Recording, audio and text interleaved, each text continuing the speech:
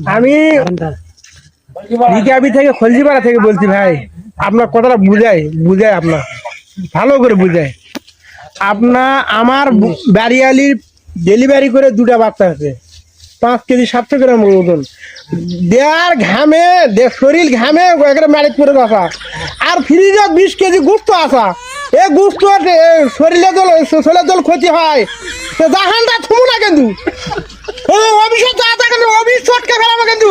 আমার খবর জানো না তুমি? এদের সাথে কি করবো আমি? তোমার কারেন্ট বিল দিবো, আমি চাঁদার বিল কিনবো? এই জায়গাতে চাঁদার বিল কিনবো নাকি? একটা ফ্রিজ কিনি 70,000 টাকা দে, চাঁদার বিল ফ্যান কিনবো আমি 40,000 টাকা দে। তুমি বাল কামাচ্ছেন নাকি?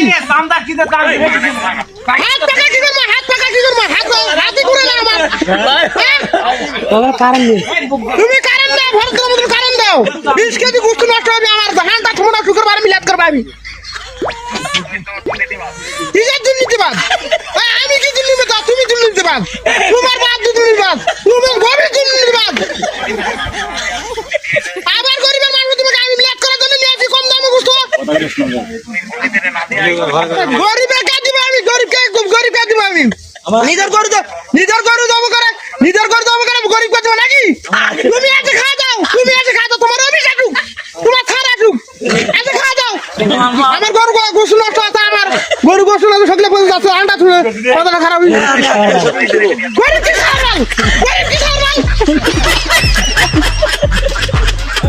আবার আমি ধনী আমি গরিবকে আগে গিয়ে গরিবকে খাবো আমি। তুমি আসে নিয়ে দাও, আসো তুমি আসে আলাদা করে খাও। আমার ভিতর গোসু নষ্ট আছে, আন্ডা ছুঁড়ে আমি কে?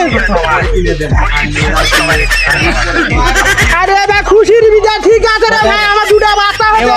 চলেন আমার কথা শুনেন, অনুরোধ করে কথা পাওয়া দিয়েছি ভাই। ছেলের অবস্থা দেখে আমার ভিতর কলজা কাঁপে উঠছে। কথা ভালো করে অবস্থা খারাপ